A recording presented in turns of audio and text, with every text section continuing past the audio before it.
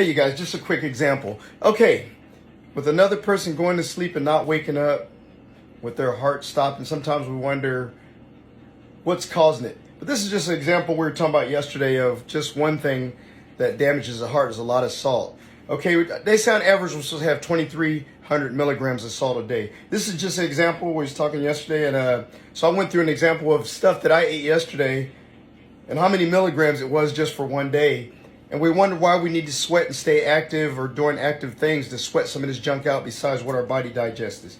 Yesterday I had some boar's head turkey. It was 174 milligrams of salt. Some mac and cheese with my fish sandwich was 521 milligrams of salt. I had 3 bananas, which was 3 milligrams of salt. 2 fish sandwiches. They were 830 milligrams of salt a piece, which was 830 a piece. 8 ounces of steak was 132 milligrams of salt.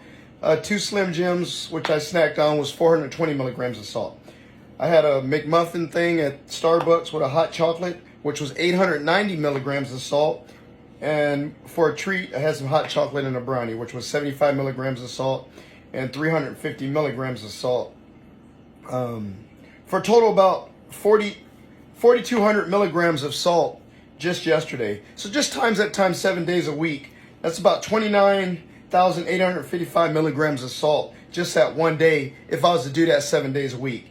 But now just think of people that are doing TV dinners, lunch meat, anything that's in a canned good, anything that's preservatives or made in a lab or anything that's not really, or salt cured foods that make them last forever until you open them. But just think about how much salt we're consuming that causes us to retain water or heart disease or whatever the case may be.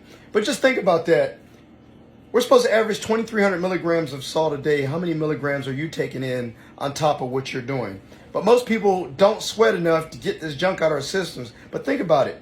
Get active, sweat, do some military or something. But we've got to stay active to burn this stuff up because there's too many people going to bed not waking up, having strokes, heart attacks, whatever the case may be, diabetes, arthritis, joints not working, etc.